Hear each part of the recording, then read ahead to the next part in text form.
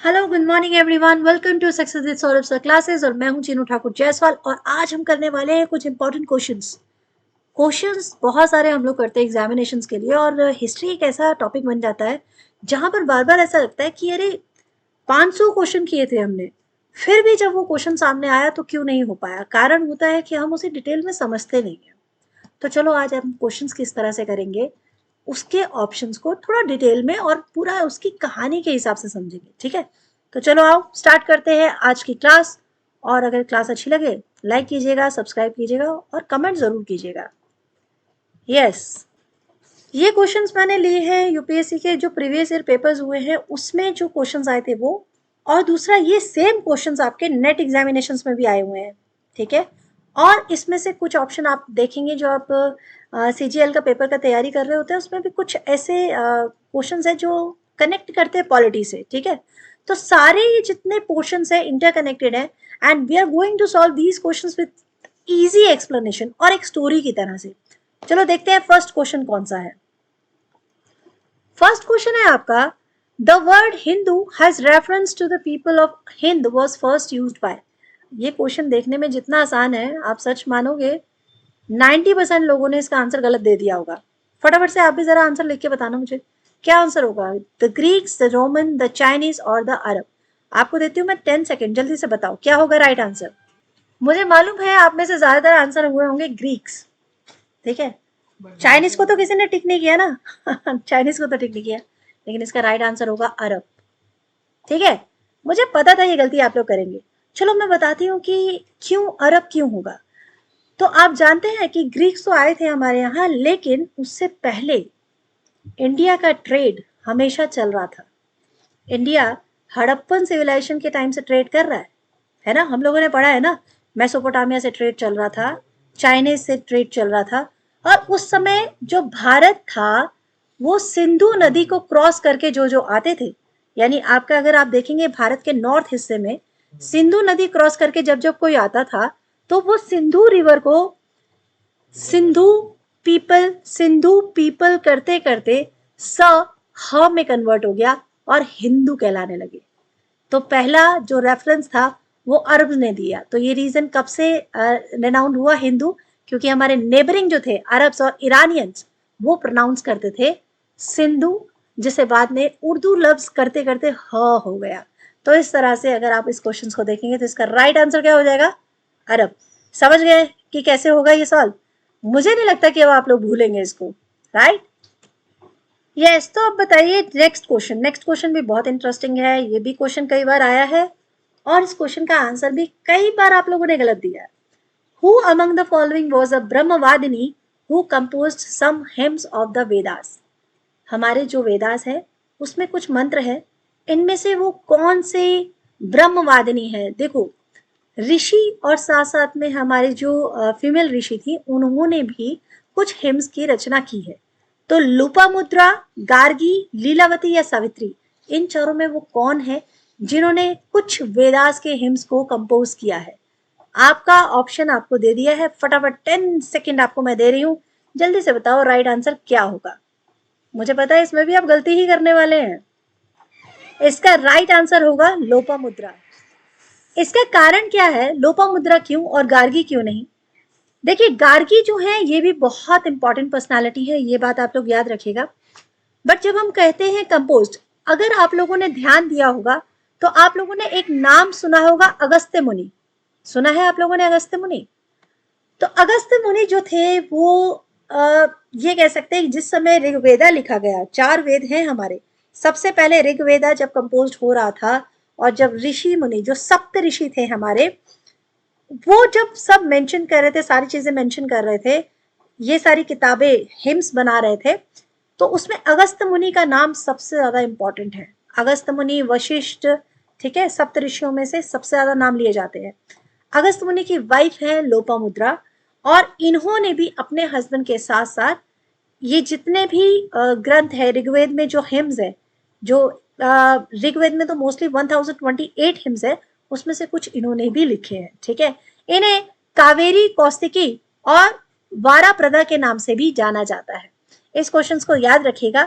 और ये अगस्त मुनि वही हैं जिन्होंने जब राम जी वनवास के लिए गए थे तो उनको जो दिव्य अस्त्र दिए थे, जो वेपन्स दिए थे जिससे कि उन्होंने डिमोन्स को, राक्षसों को मारा, वो वेपन्स भी अगस्त मुनि ने ही उनको दिए थे। ठीक है। और अगस्त मुनि साउथ में जाके बस गए थे, तो जब राम जी अपना वनवास कंप्लीट करके आते हैं तो वापस जाते हैं और एक बार उनका आशीर्वाद ग्रहण करते हैं। तो ये है लोपामुद्रा जी जो अगस्त मुनि की पत्नी है, और ये है आपका आंसर। आई होप आप लोग अब ये वाला क्वेश्चन भी नहीं भूलेंगे।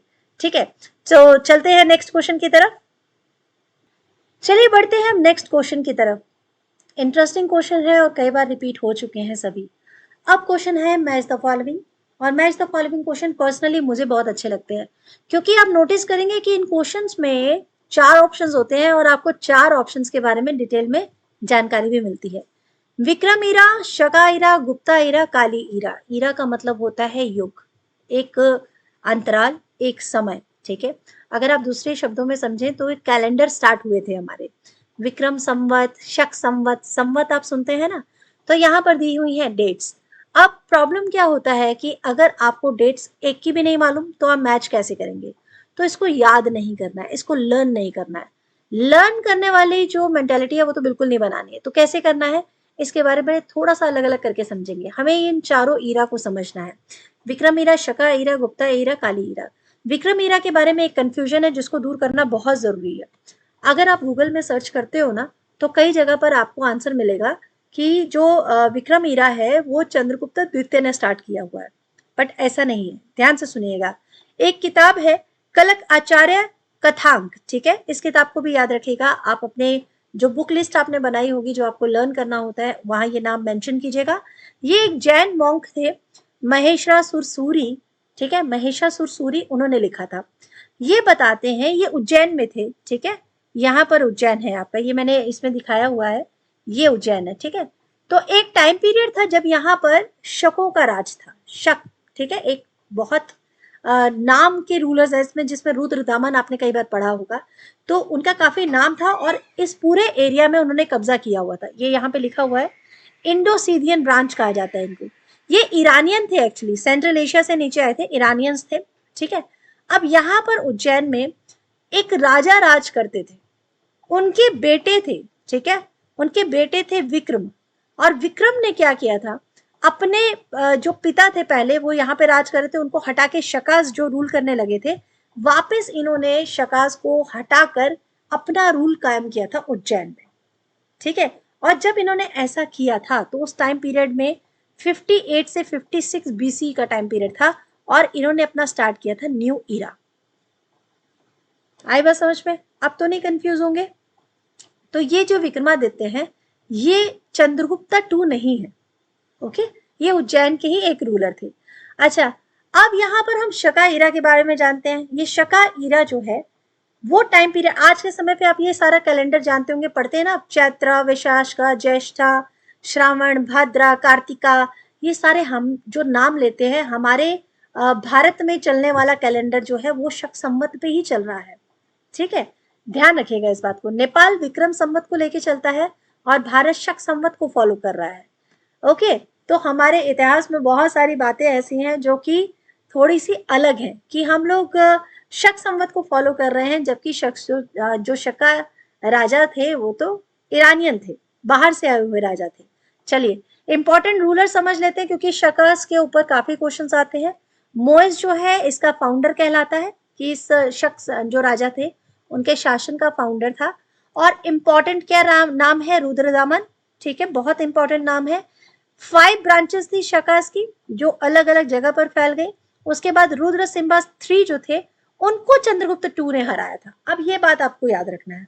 गुप्ता डायनेस्टी कहाँ पे नाम आ रहा है, अब ये चंद्रगुप्त 2 वो नहीं है जो आप जो विक्रमादित्य वाली बात हो रही है। ठीक है, रुद्र सिम्हा 3 चंद्रगुप्त 2 ने हराया था जो गुप्ता डायनेस्टी से।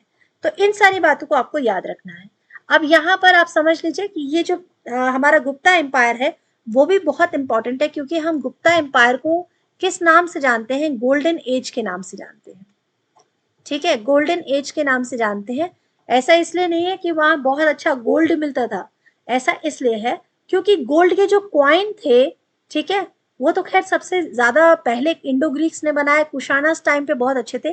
तो ये गोल्डन सिक्कों की वजह से नहीं था, क्लासिकल टाइम था, बहुत तरह तरह के पोएट हुए, लिटरेचर पे काम हुआ, और बहुत डेवलप हुआ इन सारी चीजों में, इसलिए गुप्ता ईरा को गोल्डन पीरियड कहा गया है। ठीक है, चलिए अब चलते हैं नेक्स्ट क्वेश्चन की तरफ बढ़ते हैं। नेक्स्ट, इसका आंसर आप लोगों ने मैच कर लिया? हाँ, मैच करना भी बाकी है।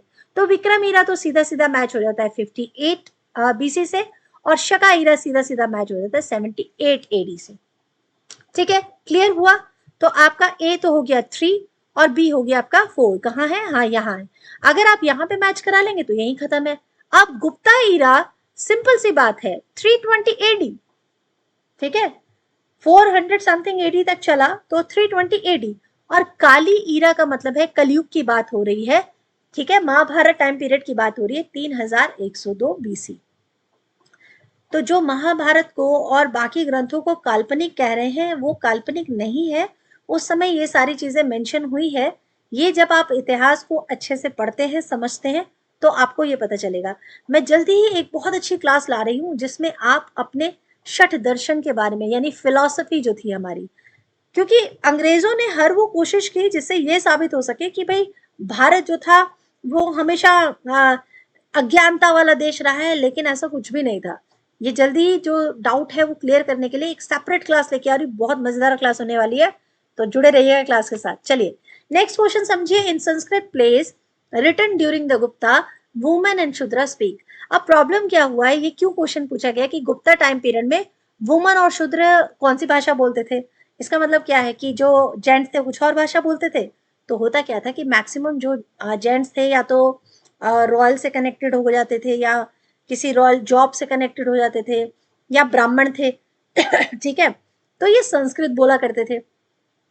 लेकिन वुमन और शूद्रस, इन दोनों को थोड़ा सा डोमिनेट करके रखा जा रहा था। थोड़ा क्या, काफी ज्यादा इनकी जो स्थिति थी चेंज हो चुकी थी। ठीक है, आप देखेंगे अगर हम लेटर वैदिक और अर्ली वैदिक की बात करते हैं तो उसमें डिफरेंस शुरू हो चुका था, और गुप्ता पीरियड तक आते आते तो वुमेन्स और शूद्र इक्वल माने जाने लगे थे। मतलब दोनों को ना वो कोई उच्च काम कर पा रहे थे, ना वो किसी तरह के इन्वॉल्वमेंट में जा सकते थे, और एकदम डिपेंड हो चुके थे। ठीक है, उनके साथ बहुत ही व्यवहार जो है खराब हो रहा था। ठीक है, तो वो बोल भी क्या पाते थे, वो संस्कृत भी बोलना अलाउ नहीं था, बताओ और क्या ही करेंगे। ठीक है, तो संस्कृत नहीं बोलते थे, तो उनका राइट आंसर क्या हो जाएगा, वो बोलते थे प्राकृत। अब ये जो प्राकृत है ये किस तरह से दिखती है, ये कुछ इस तरह की दिखती है। ठीक है, अगर आप संस्कृत में क लिखेंगे तो क लिखेंगे कुछ ऐसे, कै। और अगर आप हिंदी में क लिखेंगे देवनागरी में तो होगा क। लेकिन अगर प्राकृत में लिखेंगे तो प्राकृत में आधा क ऊपर और उसके साथ साथ में पूरा क ऐसे बन जाएगा, ये हो जाएगी प्राकृत। तो जितनी लिपियां हैं उसमें थोड़ा थोड़ा डिफरेंस होता चला जाता है, बस यही तो हमारी भाषाओं की खूबसूरती है। चलिए नेक्स्ट क्वेश्चन।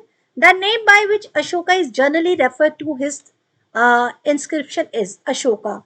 ये जो रूलर हैं हमारे लिए बहुत इंपॉर्टेंट रूलर हैं, हमारे भारत के इतिहास के लिए बहुत इंपॉर्टेंट रूलर है। और अगर इन्होंने इंस्क्रिप्शंस ना लिखे होते, ये पिलर्स वगैरह ना लिखे होते, तो हो सकता है भारत का एक लंबा टाइम पीरियड, ठीक है, उसके बारे में जानकारी हो ही नहीं पाती। समझ रहे हैं आप? तो इनको किस नाम से जाना जाता है, मतलब इनके जो बहुत सारे इंस्क्रिप्शन है उसमें एक दो इंस्क्रिप्शन ऐसे हैं जिनमें इनका नाम कुछ और दे दिया गया है प्यार से। क्या चक्रवर्ती कहा गया है इनको, क्या धर्मदेवा कहा गया है, धर्म कीर्ति कहा गया है, या पियादासी कहा गया है? तो आपका राइट आंसर बताइए मुझे फटाफट। ये है हमारे अशोक द ग्रेट। ठीक है, गलतियां हर कोई करता है, इन्होंने भी अपने टाइम पे बहुत गलती की थी, लेकिन गलतियां जो सुधारता है वही सही मायने में इंसान होता है। तो इन्होंने अपनी गलती सुधारी और शांति दूत बन गए, बौद्ध धर्म अपना लिया, और बहुत सारे काम ऐसे किए, प्रजा को अपनी संतान की तरह समझा, और सबके भले के लिए इन्होंने मेंशन किया इंस्क्रिप्शन पे कि हमें कैसा किससे बिहेव करना चाहिए। कुछ मॉरल्स रूल इन्होंने डेवलप किए जो सबके लिए अच्छाई के लिए, एक अच्छा समाज बनाने के लिए है। ठीक है, हम इनके दिए हुए इंपॉर्टेंट जो मार्क है, सिंबल्स हैं, उनको आज भी यूज करते हैं। और पिलर्स तो ये आज के आज एज इट इज खड़े हुए हैं। ठीक है, इनकी सुंदरता देखकर आप खुद चौंक जाएंगे कि इतने हजारों साल पहले के हैं। और ये है वो इसे इंस्क्रिप्शन कह सकते हैं। ये इंस्क्रिप्शन मस्की इंस्क्रिप्शन कहलाता है। ये नाम भी आपको इंपॉर्टेंट है, नोट कर लीजिएगा। कर्नाटका में है मस्की, ठीक है, जहां पर आपको इसका नाम मिलेगा। एक मिनट मैं थोड़ा सा इधर कर देती हूँ, हो सकता है ये पिक्चर आप लोग ना देख पा रहे हैं। तो ये है आपका मस्की यहाँ पर, ठीक है जी, ये है कर्नाटका में है ये। वहां पर क्या नाम लिखा हुआ है, देवनाम पियादासी, यानी कि बिलॉव्ड ऑफ गॉड, भगवान के प्रिय, ठीक है, देवनाम दासी। तो किसको दिया गया ये नाम, अशोका को प्यार से दिया गया, क्योंकि वो मतलब सभी से बहुत ही अपनी प्रजा को बहुत मानने लग गए थे, प्यार देने लग गए थे एक पिता की भांति, तो उन्हें भगवान का प्रिय माना जाने लगा था। नेक्स्ट क्वेश्चन है, the term Yavanapriya mentioned in Sanskrit ancient Sanskrit text denoted. Yavanapriya बहुत बार आपने सुना हुआ है, इस क्वेश्चन से रिलेटेड भी दो कंफ्यूजन है, ठीक है। खैर यहाँ तो वो कंफ्यूजन होगी कि नहीं होगी, चलो देख लेते हैं। Option A, fine variety of Indian muslin, Ivory, damsel sent to the Greek court for dance performance, paper. अब यहाँ पर मैं आपको एक बात बताऊं, भारत में व्यापार को लेकर स्टार्टिंग से ही लोग जो है बहुत जागरूक रहे हैं। पूरे विश्व भर में भारत का व्यापार बहुत चरम मतलब एकदम टॉप लेवल पे रहा है, ठीक है। और उसका हमें कैसे पता चलता है, क्योंकि अरब्स का जैसे हमने बात किया था, वो भी यहाँ पे ट्रेड करने आते थे। तो यवन प्रिय कौन होता था, किसको कहा जाता था, तो क्या किसी कपड़े का नाम है, क्या ये किसी तरह की खास कोई शेल है, कोई मोती है, कोई मतलब शैल है, या फिर ये किसी का नाम है जो डांस परफॉर्मेंस करके आते हैं, या फिर ये पेपर है। भाई ये पेपर ही है, मुझे पता है आप लोग आंसर दे चुके होंगे, ये मसाला है। और यदि आप साउथ की तरफ आज भी जाएंगे तो हमारे देश में जो मसालों की खुशबू है वो तो बस बहुत ही अच्छी लगती है, ठीक है। 10th सेंचुरी में जो अरब ट्रेडर्स थे वो स्पाइसेस के लिए बहुत यहाँ से स्पाइसेस खरीद के लेके जाते थे, और 100 गुना 200 गुना ज्यादा दाम पर बेचते थे यूरोप जाकर। अब यूरोप वालों ने जब खोज वोज कर ली, जब उनके वॉइस वगैरह खोजे गए, यानी समुद्री यात्रा वो करने शुरू कर दिया उन्होंने, तो उन्होंने कहा ऐसा करते हैं मिडल मैन को हटाते हैं, डायरेक्ट जाके एक बार देखते हैं कहाँ मिलती है हमारी Yavanapriya. Then Vasco da Gama enter into India. तो वो आते हैं 1498 में, और यहाँ पर जो गोवा है उसके पास उतरते हैं, और बहुत मसाले वसाले लेके जाते हैं। और बस हमारा ये कह सकते हैं बैड लक भी तभी से स्टार्ट हो जाता है, क्योंकि तब ऑल ओवर जो यूरोप था वहां से सारी कंपनीज आनी शुरू कर देती हैं, और उन्हीं में से ब्रिटिश ईस्ट इंडिया कंपनी थी जिसने भारत को काफी लंबे टाइम तक रूल किया है। आप जानते हैं पुर्तगाल ने भारत में कितने टाइम तक रूल किया है, पता है तो जरा मुझे बताइएगा कमेंट सेक्शन में। The concept of Anuvrata was advocated by, एक कॉन्सेप्ट है अनुव्रता, इनमें से कौन उसे एडवोकेट करते हैं, Mahayana Buddhism, Hinayana Buddhism, Jainism या लोकायत, ठीक है। तो इसका राइट आंसर होगा आपका जैनिज्म। अनुव्रत का मतलब क्या होता है, एक तो होता है जैनिज्म में महाव्रत यानी कि ग्रेट वॉर्स, और एक का मतलब होता है अनुव्रत यानी कि छोटे लॉज। तो छोटे लॉज जो है उसमें टोटल 5 लॉज है, जिसमें अहिंसा, ठीक है, नंबर 1 पे अहिंसा, सत्य, असत्य, असत्य ये वो झूठ वाला सत्य नहीं, असत्य यानी कि नॉन स्टीलिंग, चोरी नहीं करना, और अपरिग्रह, ठीक है। देन ब्रह्मचारी, ये 5 जो है अनुव्रत है, यानी कि छोटे वोज हैं जो जैनिज्म में लिए जाते हैं। याद रहेगा, चलिए कोशिश तो यही है कि कुछ आप भूले नहीं। अकॉर्डिंग टू मीमांसा system of philosophy, liberation is possible by means. जब हम मीमांसा सिस्टम ऑफ फिलोसफी की बात करते हैं, मुझे सच में बहुत खुशी होगी आपको फिलॉसफी का ये अंश पढ़ाते हुए। आज की क्लास में हम डिटेल में नहीं पढ़ेंगे, क्योंकि आज की क्लास बहुत जल्दी एंड करेंगे। ये 8th क्वेश्चन है, 10 क्वेश्चन करेंगे बस आज, बट इसकी एक सेपरेट क्लास में लेके आ रही हूँ, जरूर देखिएगा अगर आप हिस्ट्री से लगाव करते हैं। फिलॉसफी हमारे देश की क्या थी, हम एक टाइम पे क्या थे और क्या क्या कर सकते थे अगर आपस में लड़ाइयाँ नहीं होती तो, अगर हम में यूनिटी होती तो, ठीक है। चलिए यूनिटी का महत्व भी समझ में आएगा। तो मीमांसा सिस्टम ऑफ फिलॉसफी जो है हमारी ऑर्थोडॉक्स सिस्टम में है, इसमें लिबरेशन तभी मिल सकती है अगर हम जनन, भक्ति, योगा, कर्म, इनमें से किसको महत्व देंगे। तो इसका राइट आंसर होगा कर्म। कहते हैं ना कर्म प्रधान होता है, आज आपका जन्म प्रधान नहीं कर्म प्रधान होता है। आप जैसे कर्म करते हैं उसके हिसाब से ही तो आपकी लाइफ में चीजें होती हैं ना। जरा सुबह थोड़ा तेज चिल्ला के दिखाओ घर पे तुरंत आपको जो, अगर आप कहीं टेनेंट है तो बस ऑनर आके चलाएगा, और घर पे है तो मम्मी। ओके, तो इंडियन फिलोसफी में हम लोग ये सारी चीजें पढ़ेंगे, अष्टिका, योगा फिलोसफी, नंबर्स, विशाशिका और उत्तर मीमांसा, ये सारी चीजें हम डिस्कस करेंगे, ठीक है, नेक्स्ट क्लास में। नेक्स्ट क्वेश्चन है, bronze icon of Nataraja cast during the Chola invariable show the deity with. ये क्वेश्चन मैंने आपको पहले भी करवाया हुआ है कि ब्रॉन्ज एज की नटराज की एक मूर्ति थी चोला के टाइम पीरियड में, तो उस डेटी में खास क्या बात है, कितने हाथ है, 8 हाथ है, 6 हाथ है, 4 हाथ है या 2 हैंड्स है? तो इसका राइट आंसर होगा 4 हैंड्स है, ठीक है। बहुत खूबसूरत मूर्ति है, मैंने अपने पहले की उसमें पिक्चर में डाली हुई है, आप ट्रेस कर सकते हैं। लास्ट क्वेश्चन आज का, according to ancient Indian cosmogonic ideas of, अच्छा यहाँ पे गड़बड़ हो गई है, ऑस्मोजेनिक आइडियाज है और sequential order of the cycle of 4 icons, हमारे 4 ईरा, 4 युगों की बात हो रही है, पहले कौन सा आया था, उसके बाद कौन सा आया था, उसके बाद, ये आपका होमवर्क क्वेश्चन है, क्योंकि मैं भी चाहना मतलब जानना चाहती हूँ कि इतने इजी क्वेश्चन को तो मुझे नहीं लगता कोई गलत करेगा। तो सबके सब एक बार मुझे कमेंट करके जरूर बताना इसका राइट आंसर क्या होगा, द्वापर, कृत, त्रेता, कलयुग, या कृत, द्वापर, त्रेता, कलयुग। अच्छा, कृत का मतलब आप कृत से कंफ्यूज होंगे ना, कंफ्यूज होना बनता है और होने भी चाहिए, तभी तो आप सर्च करोगे, अगर मैं ये वर्ड बदल दूंगी तो अभी आंसर कर दोगे। तो थैंक यू सो मच, मिलते हैं आपके साथ जल्दी ही नेक्स्ट क्लास में, और आई होप क्लास आपको अच्छी लगी होगी, फिर मिलेंगे। All the very best for your examinations. 10-10 करके सॉल्व नहीं करेंगे, धीरे धीरे थोड़े नंबर बढ़ाने पड़ेंगे, बट आप मुझे बताइएगा 10 ठीक है या 20 तक चले। Okay, bye bye, take care, will meet soon in our next class.